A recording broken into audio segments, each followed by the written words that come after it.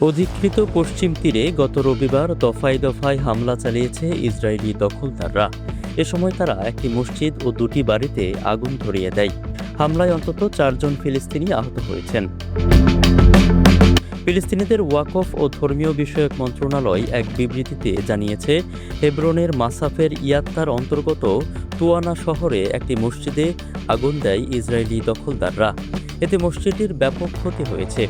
স্থানীয় সূত্রের বরাত দিয়ে মন্ত্রণালয় জানিয়েছে, দখলদাররা দল বেঁধে গ্রামে ঢুকে পড়ে এবং দাহ্য পদার্থ ব্যবহার করে মসজিদে আগুন লাগিয়ে দেয়। পরে স্থানীয় বাসিন্দা ও সিভিল ডিফেন্সের কর্মীরা দ্রুত এসে আগুন নিয়ন্ত্রণে আনেন। মন্ত্রণালয় জানিয়েছে, আগুন নেভানোর চেষ্টার সময় ইসরায়েলি সেনাদের সাথে ফিলিস্তিনিদের সংঘর্ষ বেঁধে যায়। সেনারা মূলত আক্রমণকারী দখলদারদের সুরক্ষা দিতে সেখানে অবস্থান করছিল।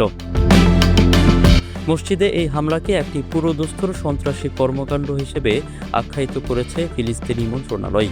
তুয়ানা শহরের পৌরপ্রধান মোহাম্মদ রাবাই ফিলিস্তিনিদের সরকারি বার্তা সংস্থা ওয়াফাকে জানান, হাবাত মাউন নামের একটি অবৈধ বসতি থেকে ইসরায়েলি দখলদাররা এসে গ্রামে হামলা চালায় এবং মসজিদ ও দুটি বাড়িতে আগুন ধরিয়ে দেয়। একই জেলার বোরকা গ্রামের পশ্চিম প্রবেশদ্বারটি মাটির স্তূপ দিয়ে বন্ধ করে দিয়েছে ইসরায়েলি সেনাবাহিনী। তারা বেশ কয়েকটি বাড়িতে তল্লাশি চালিয়েছে এবং স্থানীয় ফিলিস্তিনিদের আটকে রেখে জিজ্ঞাসাবাদ করেছে।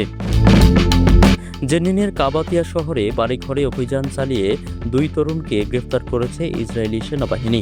এছাড়া রামাল্লার পূর্বে আল মুঘাইর গ্রাম থেকে আরও 3 ফিলিস্তিনি এবং বেথলেহেম থেকে একজনকে আটক করা হয়েছে।